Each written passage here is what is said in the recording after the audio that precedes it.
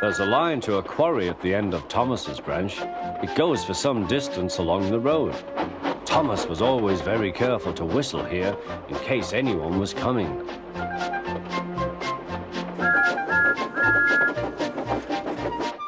Early one morning, a large policeman was sitting close to the line.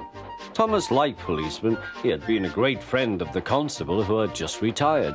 Peep, peep, he whistled, "Good morning." Thomas expected that the new constable would be friendly too, but was sorry to see that he didn't look friendly at all. He was red in the face and very cross. "Disgraceful," he spluttered. "I didn't sleep a wink last night. It was so quiet, and now engines come whistling suddenly behind me." "I'm sorry, sir," said Thomas. "I only said good morning." The policeman pointed to Thomas. "Where's your cowcatcher?" he asked.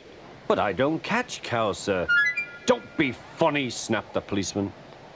He looked at Thomas's wheels. No side plates either, and he wrote in his notebook, "Engines going on public roads must have their wheels covered and a cowcatcher in front to protect people and animals from being dragged under the wheels if they stray onto the line. You haven't, so you are dangerous." "Rubbish," said Thomas's driver. "We've been along here hundreds of times and never had an accident." "That makes it worse," the policeman answered. He wrote "regular lawbreaker" in his book.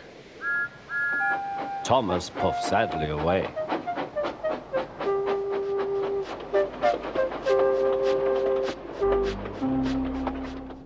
The fat controller was having breakfast. He was eating toast and marmalade.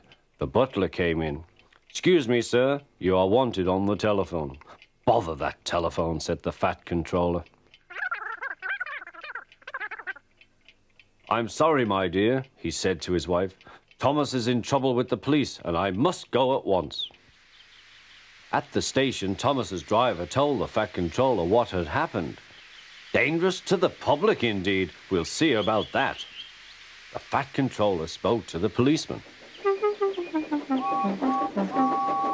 But however much he argued with him, it was no good. "The law is the law," he said, "and we can't change it." The fat controller felt exhausted. "I'm sorry, driver," he said. "It's no use arguing with policemen. We will have to make those cowcatcher things for Thomas, I suppose." "Everyone will laugh, sir," said Thomas. "They'll say I look like a tram." The fat controller stirred. Then he laughed. "Well done, Thomas. Why didn't I think of it before? We want a tram engine. When I was on my holiday, I met a nice little engine called Toby. He takes trucks from the farms, but the lorries are taking over most of his work and he needs a change. He has cowcatchers and side plates. I'll write to his controller at once."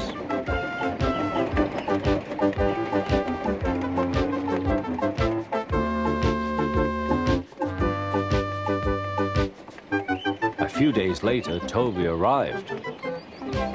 "That's a good engine," said the fat controller. "I see you've brought your coach, Henrietta." "You don't mind, do you, sir?" asked Toby.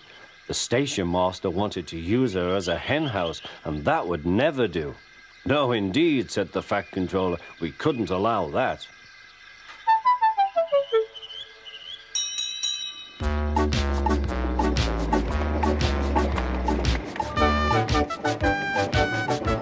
Toby made the silly trucks behave even better than Thomas did.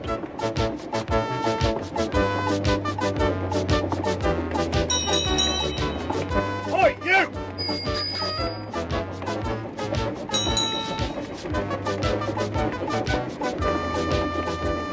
At first, Thomas was jealous, but he was so pleased when Toby rang his bell and frightened the policeman, they've been firm friends ever since.